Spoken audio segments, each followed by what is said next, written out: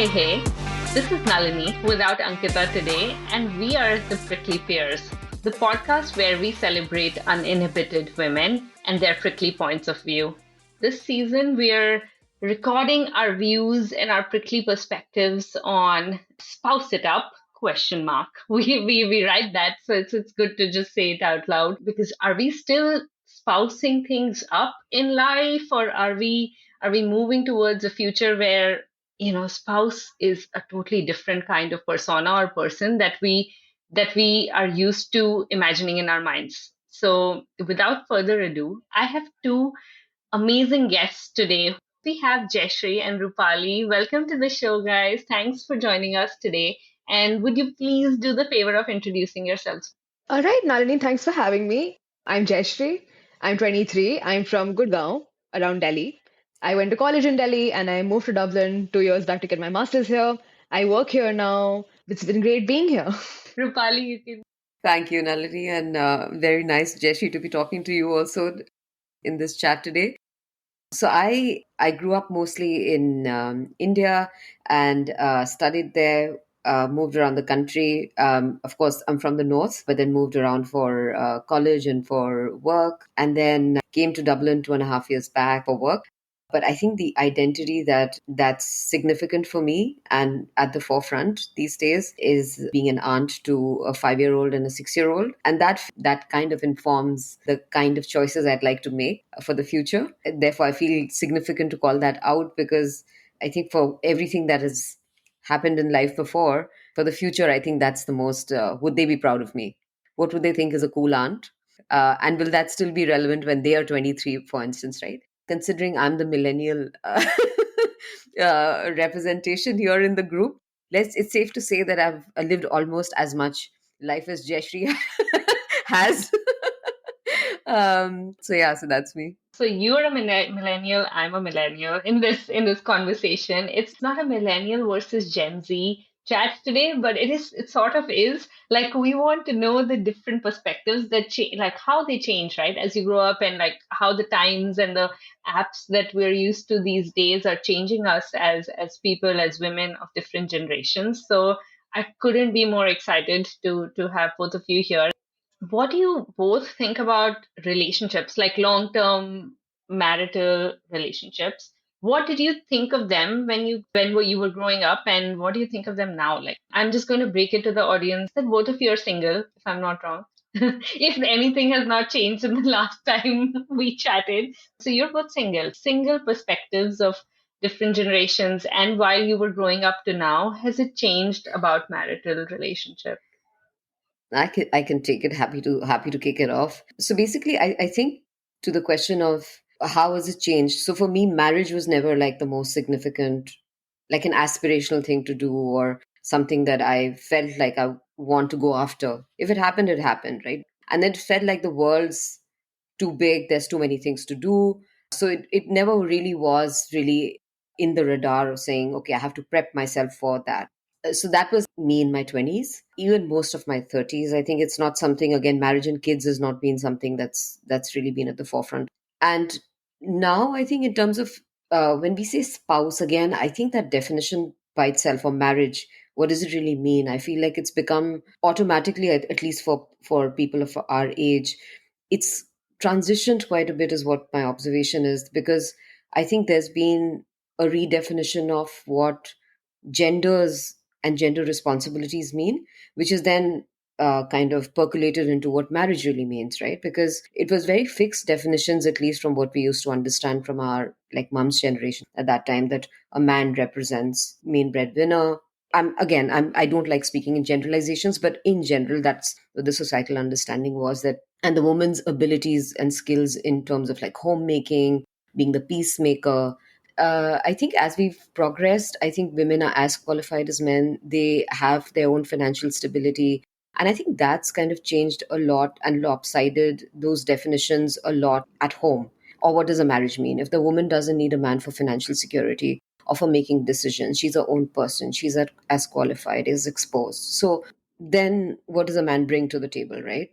And this is in no way like minimizing what men would bring even in the equation, but I think that's where I'm seeing the conversation between men and women change across time. And I think there's men's reaction to finding this new power or new whatever it may be, equity. So some of them kind of feel like they are having to rethink their own masculinity, what they bring to the equation, etc., and gender roles. And others kind of almost feel like there's a slight resentment sometimes I hear in men's voices, almost comparing the females of today or their partners of today to their mums to say, aisi nahi thi. Almost kind of putting on a pedestal the skills around building a family and saying, okay, somebody who's actually more out there, or the kids are being raised by a nanny, or the mum's not actively there, then there's kind of, it's a lesser than sort of a tone, right? So for me, especially now, it feels like, if unless it's really really somebody bringing value to, like I always would say that unless you're doing cartwheels to the altar, it's not worth it to get married to somebody. And I think the other thing for me also is that marriage by itself, partnership, to me it makes sense. Marriage, simply because it's legalizing that partnership. And I feel like if you have to bring law into it, or if you need like a piece of paper to hold somebody back into a relationship, then it's, you've lost it anyway. I don't really see the functionality of an institution. I'm wary of institutions anyway. It already didn't have much meaning for me in my 20s, but in my 40s, definitely, I think it has lesser meaning. Very, very interesting. I saw you nodding, Jaishree, quite a bit on what Rupali was saying. So you heard that, but give me your original like perspective on how it was while you were growing up, and like has it changed now? I actually agree with a lot of what Rupali was saying. Like, I was also going to talk about how marriage is a legal institution and it's a social institution. And again, the paperwork that keeps people in relationships, I was going to talk about that. I need to preface this by saying that I was raised around Bollywood and Taylor Swift, which means I have had very skewed ideas of romance since I was a kid. The whole Shah Rukh Khan and Kajol, the whole Yash Raj films. But I have always seen like this yearning for romantic relationships, this yearning for a partner, but that never translated into an aspiration for marriage. And I definitely think long term partnerships are changing, because I think marriage as a framework is very one dimensional and very narrow, because for the longest time it's been heterosexual, cisgendered men and women getting married to each other. But with the increasing, I don't want to say diversity, because the diversity has always been there. It's just coming out more. But with the more attention to different kinds of, or the spectrum of gender and sexuality coming out and getting more attention in the last 20 odd years around the world, long term partnerships are definitely changing, because A, there's that legal part of can these couples get married? And then there's the social part of it. There are people on the asexual and aromantic spectrums who don't want to get married, who don't want to have a romantic relationship or a sexual relationship. And then what they have is long term platonic relationships, a queer platonic relationship. So it's still a long term companionship, but it's not confined to the legal frameworks or the social frameworks of a marriage. And I know people in their 20s getting married, I know people in their 30s are holding off on it. So there's definitely changing ideas of it. And marriage is convenient. The world is tailored to suit couples. It's tailored to people who work together. So people who are single tend to stick out like sore thumbs. Like, I've never wanted a marriage. Marriages around me felt like cautionary tales. This is not what you want to end up as. There's more independence in being alone. You sort of lose that agency in marriages. So it's always been a cautionary tale for me. It's not something, again, unless I'm like doing cartwheels to the altar, I would not consider getting married. Just love the clarity of thought that Jaishree has, and also the confidence in her voice. I just love it that there's, and also the exposure to, what different genders and different sort of definitions of relationships that Jaishree's generation is comfortable with. And I think that's where probably, because I was so surrounded by very traditional voices of what a marriage is, what a partnership is, and all that. The logic side of my being is as clear as Jayshree's voice. But because the influence of the socialization of, अच्छी लड़की क्या होती है, skill क्या होती है, बच्चे ही सबसे बड़ा सुख है. So I think all of that, whether one wants it or not, it's a nagging voice somewhere. And how that thing becomes mainstream and aspirational in some form, somewhere in your being, one can't even tell. Like, so I feel like given I come from that generation, it sometimes feels like an internal conflict on what would you give up. I know what I would like, but when I have found myself in relationships, for instance, how much am I giving up of myself to participate? And sometimes, especially I think coming from patriarchal environments, which most of the world is, but specifically some of the cultures are a little bit more than the rest, you get confronted by that question quite a lot. Okay, then how much am I willing to compromise on who I am, or what I know myself to be? This compromise point and the inner critic that you talked about, Rupali, that like totally rings a bell in my mind. Because Rupali and I have grown up in a time where if you are different, like you have to justify it to yourself first that like it's okay that I'm different. It's okay that I'm still single in my like I was single in my 30s, and I remember like going into each room with like filled with couples where I would have to say to myself first, it's okay that you're going alone. Like don't worry. You have to, you can justify it. You can say, and then like I would be on the other extreme where I would say, no, I'm never going to get married. That was my stance for a long time, but I want a child. Like I would just clarify that in front of people, my entire life philosophy that I would never marry, but I want to adopt a child. Why was I justifying to people that I'm still a woman and I'm like I have that maternal instinct even if I don't want to marry? Yeah, but like I loved your point, Rupali, on the Gen Z voice, or like Jaishree's actual voice is in our heads, but we're just not comfortable enough. We have not found words for it yet. I feel like we all stand on the shoulders of generations that come before us, right? Both male, female, or across genders. And I am my grandmother's choices, whether I want it or not. It's in my blood. My cells know that. I feel like it, whether we tagged it or not. It's not like when I talk to my mom's generation, my aunts and stuff, right? It's not like they didn't know what they wanted to be. They didn't have the choices that we had. We've progressed a little bit that in our, like, millennials, for instance, at least got the opportunity that we got to go to school, so that we could be in the same rooms and had the same opportunities which our mums didn't have. And Jayshree's generation now, you take it for granted. You don't even blink twice, right? You don't see it as a privilege at all to say, I would imagine. Even though, again, I know reality to be very different in India, given that 70% of our population lives in the villages, and there the reality is still very different to the opportunities that we may have been presented, right? Sorry, Jayashree, you're trying to say something. I would counter that. One of my favorite quotes is empowered women empower women. And I was raised in Gurgaon and I did go to the private schools and the private tuitions and all that, but I ended up going to a public university. I went to Delhi University. I went to Kamala Nehru Women's College. Loved it there. That was where the power of women's community is really shown out to me. And when you're in that sort of setting with women, all kinds of women in that one classroom, and you're discussing Indian writing in English, if you're discussing post colonial politics, the intersectionality of identity, I don't take it for granted. It's very much embedded in the way I work, it's embedded in the way I live life and in the choices I make. I am also my grandmother's daughter. And my mom was married when she was younger than me, and that comes at me every day. And it's like, if you ask me to get married tomorrow, I'm running away, I'm changing my identity, you will not find me. So I don't take for granted the privilege that I have in being able to get these opportunities and the access that I have, the exposure that I have. A lot of my friends don't take it for granted because we are so close to the generations that didn't. We're so close to history. We forget how close we are to all the major events of the 20th century. So I can't speak for all of Gen Z because that's a very wide group of people. I know I don't take it for granted. It's very much a part of who I am.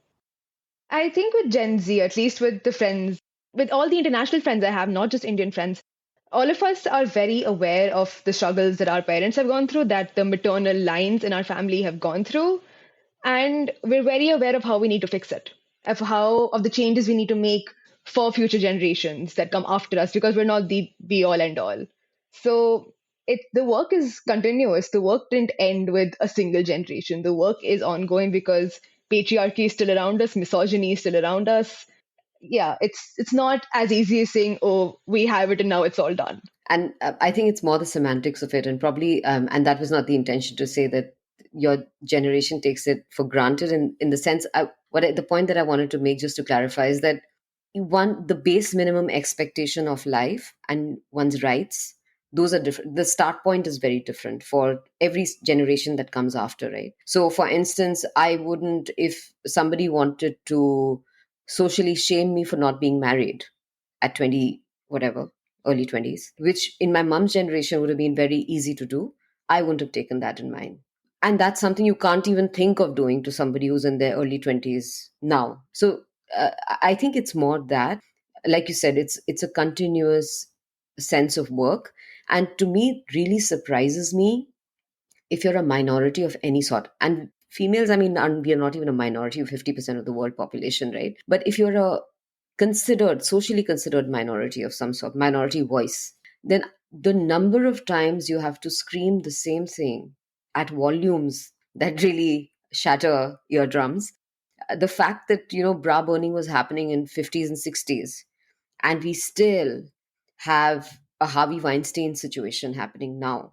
And it took about 80 women coming out and one comedian to crack a joke, one male comedian to crack a joke for it to finally have been taken seriously. So I think all of us, I think on an everyday basis, being the gender that we are, very, very aware of what it takes to be heard, what it takes to be seen, and just always like claiming space, right? Almost. I agree with that. There is definitely a argument for making space because, for context, the Nirbhaya case, 2012, I was 11. I was a child and I was learning about the world around me. That is a foundational memory. I'm still scared of traveling in buses, even though I live in a completely different country now. And I think what has shifted with Gen Z is that we're more aware of how relationships can go wrong and how they're not always perfect, right? Like after Me Too, that happened in 2016, if I'm not wrong. After that, most of us were in our teens at the time. So growing up in the wake of that, growing up in the wake of whatever's happened in the last 5 years, we're very aware of how things can go wrong. We're more cautious of it. We have the language to express it. We know the standards of what to expect in relationships. I've been single this whole time. I haven't had a boyfriend ever. I've had situationships, each worse than the last. And it's become a running joke amongst my friends. Like, even at home, when I speak to my family, the conversation about me and marriage it comes up every now and then. The whole, oh, we're staying alive so we can see Jaishree at her vidai. It feels like I can never outrun it. It's just so embedded in our culture, in South Asia at least. So that conversation's still very alive. I know it's happening back at home even though I'm not a part of it. Like, I don't have to physically be there for that conversation to happen because those decisions would have been made for me, except they know that I won't take it because I've had to be the rebel and I've had to constantly say that I won't take things in order to be taken seriously. My family still hopes it's a phase I get out of. So the whole thing about being heard, I'm constantly trying to be heard. It's really not as easy for Gen Z as people think it is. People tend to underestimate us, is what I'm going to say. What I would say is like people, I think every generation underestimates every other generation above or beyond, like above, before, or after them, right? You know your own life and your own challenges way better than anybody else's. It's just purely the perspective that you have versus others, which is where conversations like this help. I wish like everyone had social circles where they were having these kind of conversations more regularly or more often, so you would know like what others are feeling, the pains, the growth, the challenges. Coming back to my topic, we got really serious, guys. This is supposed to be a fun, very, very fun and light conversation. But that's okay. We're all three of us are very passionate women, and I love and appreciate that. The harsh reality of today is that like they're like underage marriages in India, like child marriages is a real thing. People are still getting forced into marriages. Dowry is a real thing. People arranged marriages is the most common way people get married today in India, and it's all glorified. All segments of the society are still doing it in some shape or form where the woman compromises. How do you think like we can change this? Can I start with this? In South Korea, a while back, there was a movement called 4B: no marriage, no sex, no dating, no children. I'm paraphrasing a little bit. And that movement came out of a growing disconnect between young men and women. And the sort and the marriages that were happening in South Korea, the way women were being treated in South Korea, and they were like, we're just not going to give men any of these, or we're not going to give society what they expect from us, and that's how we're going to live our lives. And that movement's been taking over the US as well in the wake of recent elections and in the wake of what's going to come. And I think that's the strongest way. I mean, it takes a lot of effort. I will not minimize the courage it takes to stand up to people and say, I'm not going to date, I'm not going to get married, I'm not going to have kids, even though that's what all of you expect from me. But it is in that courage that we find results. It is in that courage that we set future generations and we give them an easier time. It's just outright rejecting what people just expect of us, is my short answer to this. Who the hell cares what anybody thinks? And but the truth again is like grounding ourselves in reality is that in places like India and Pakistan and Bangladesh, wherever, like you can be killed as a woman, right? Like honor killing, the word is still, it still exists in reality if you do things like that. So like my one sense to this would be like government needs to get their stuff together, get their shit together. At least the law enforcement around all of this, if someone raises their voice and wants to do what they want, the systems need to support it as well. We're lucky to not live in, not lucky, but like we're different to not live in India right now, and we can say this very openly. Like, are other people like still in the same position? Would we have been having this conversation if we still lived there? I don't know. Rupali, what do you think? I think to your original question of what can be done, I feel like grand gestures sometimes are necessary to draw attention to the issue. But a long term societal change happens through small battles being won. At an individual level, when one woman gains enough financial freedom to not give a shit about what anybody thinks, or she gets to take her own calls in life, who she wants to marry, where she wants to live, if she's paying her own bills, right? I feel that moves a generation forward. The more we get more and more women thinking more independently like that and making them, so that's, I feel, the structure what is required to move that conversation forward, right? You need women getting educated, having financial freedom to then be able to take the calls. But beyond that, I think beyond the education, and you might do everything, you might be very achievement oriented, but who are you in your personal life? Visually you might look very woke, but what happens when a man says, change your last name, this is what the kid is going to do, that's where we are going, and the woman says, yeah, that's okay, you're going to leave your job, yes, that's okay. The data around the number of women we lose mid career, right, after having a child. So the bottom of the pyramid is fine, 50-50. But by the time women come to mid career, we lose so many of them at that point. And that's not because they weren't educated, they weren't skilled for it. It just is. I mean, sometimes they, because they have all those voices in their heads, either they make that choice themselves and they step out of the workforce, or they hear so many voices around them shaming them into it almost. So, to me, what is pertinent in that is, who are you when you're with yourself? Doesn't matter what anybody says, I think. And to inform that voice and to make that voice stronger, I feel it is so important for women, like how we raise our women, right? Of course, the biggest thing is how we raise our men needs to get fixed in a big way.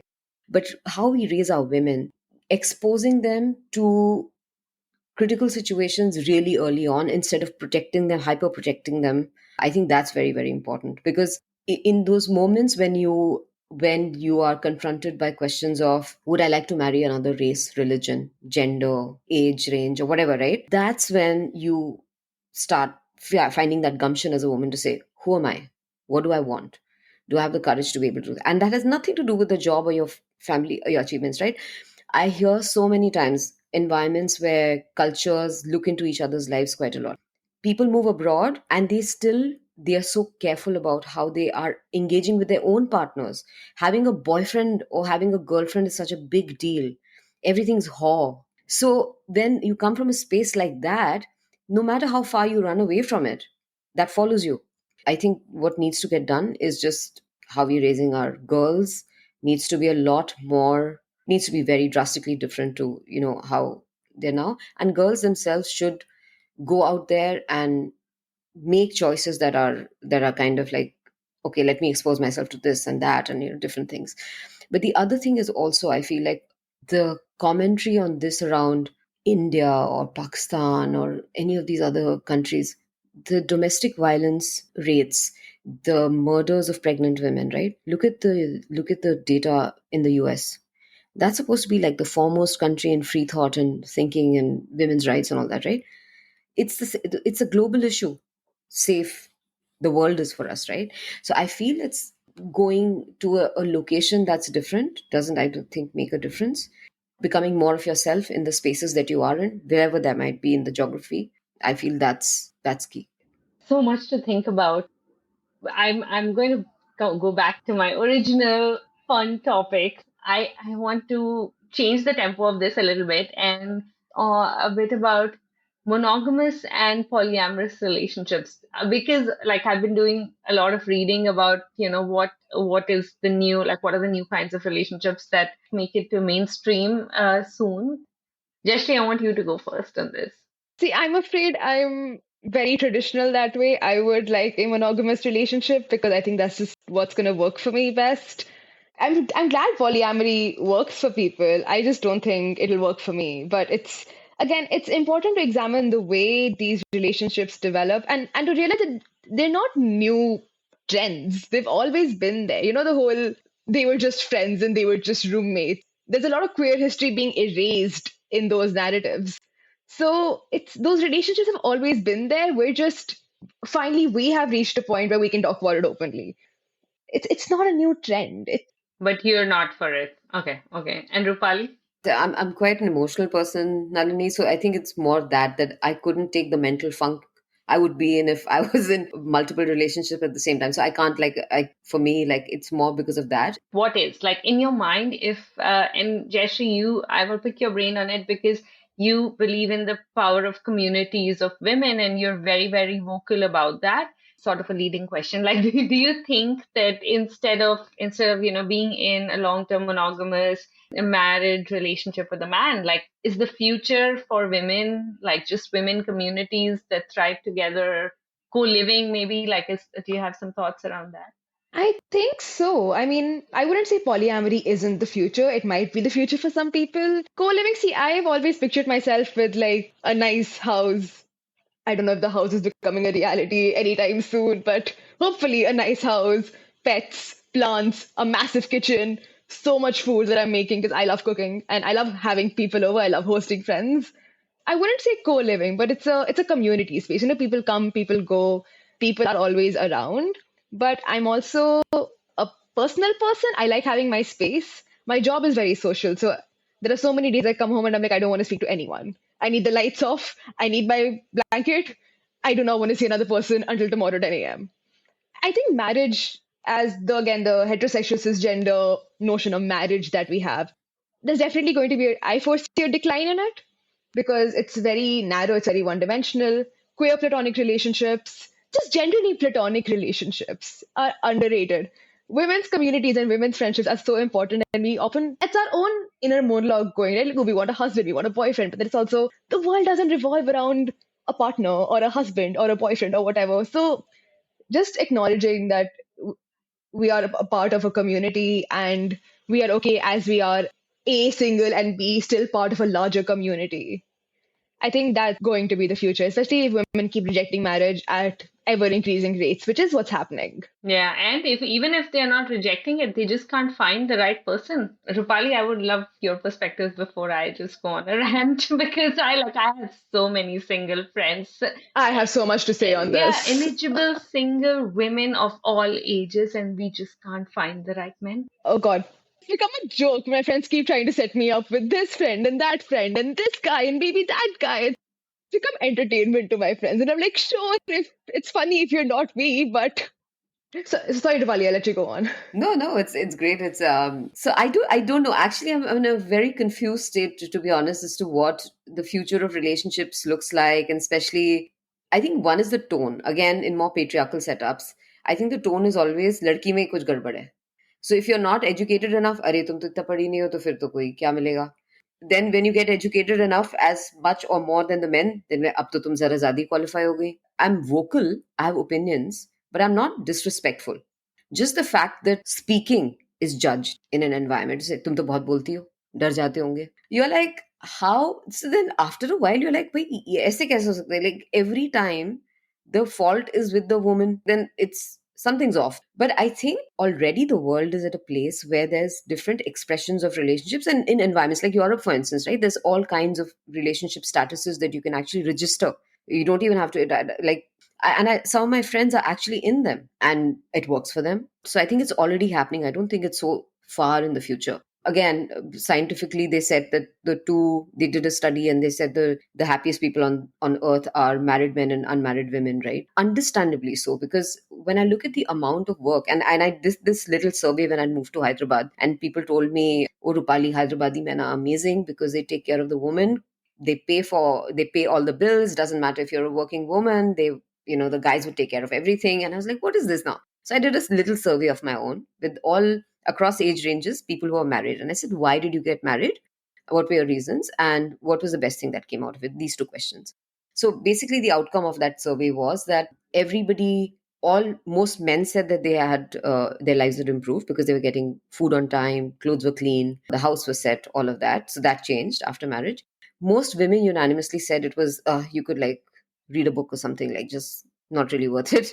And unanimously, both men and women said that the best thing that came out of being married was children, not the partnership, but the children. So that actually I think that puts in perspective a lot of things. That if a child is the outcome and you want a legitimate legal status for the child, then marriage as an institution kind of just forms it in a societal sort of a sense that makes it more digestible for the world. But otherwise, I think whatever works. Like just even in Ireland, when I actually asked people, because here there's a trend of people living in like for 7, 8, 10 years before they even think of marriage, or sometimes they don't even get married, or they would consider marriage when they're thinking of having a child, or if somebody falls pregnant. And there's no societal pressure, there's no expectation from the family. And in fact, partnership in Ireland, I recently found out, even if you're partners with somebody for a long time, it's not like it's legal.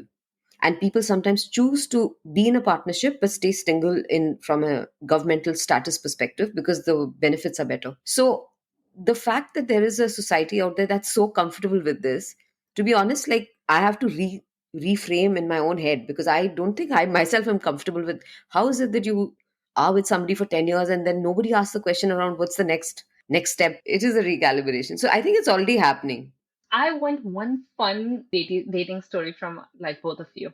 And I think that again is the jostling of my traditional side and where the world has gone, right? So I was never on any of the apps or whatever, since I find myself single right now. So I was told that, and I'd moved to a new country, so I was told that dating apps is where people meet people, and I've had better luck with finding friends through through those apps than actually dates. But there, what I realized is that, one, putting yourself out there, and especially as a woman in her 40s, I think that changes. The confidence in your voice changes over a period of time. Like in my 20s, it wasn't even a thought in my head.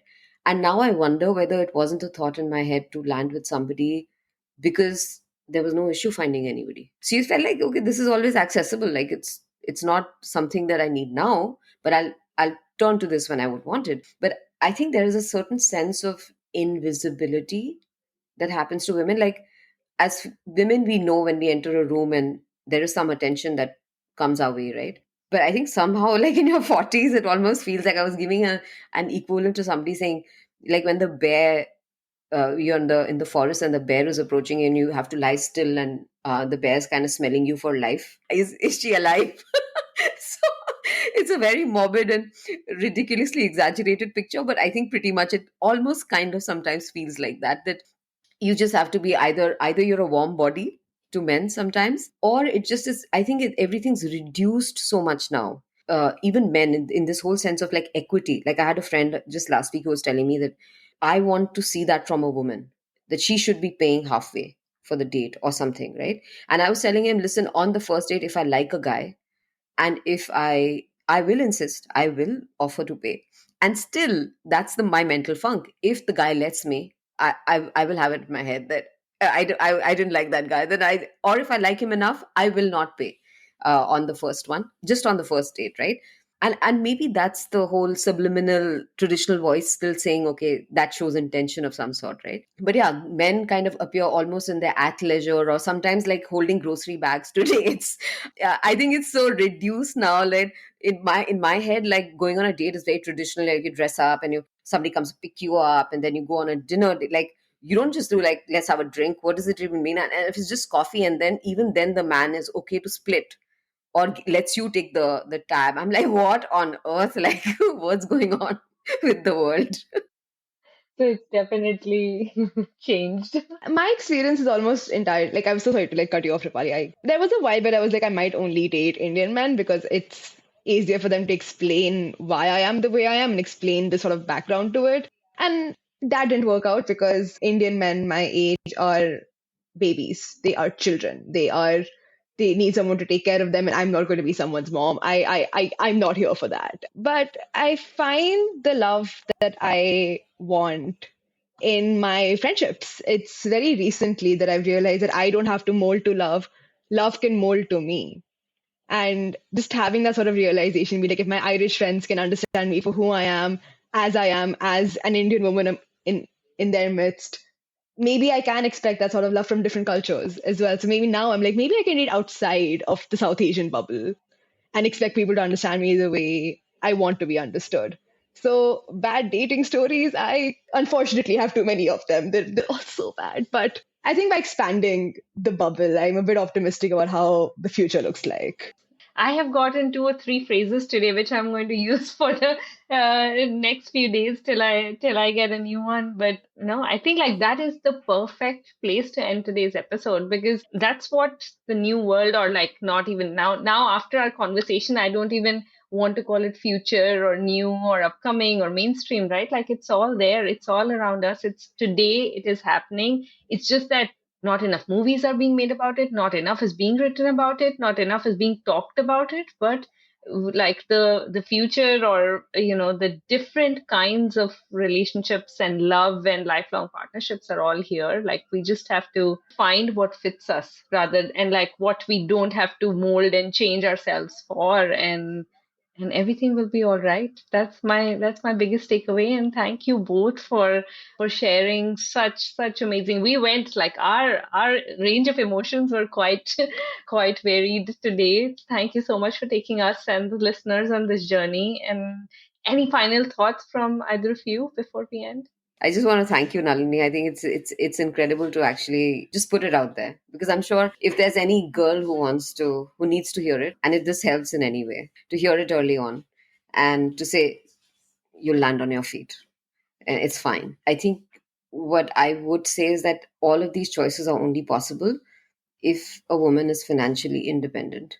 Without that, everything else sort of follows after. So it's great that you're doing the work to sort of put this out there. Thanks for I think that. you were just saying that there are not enough movies and there's not enough being talked about it.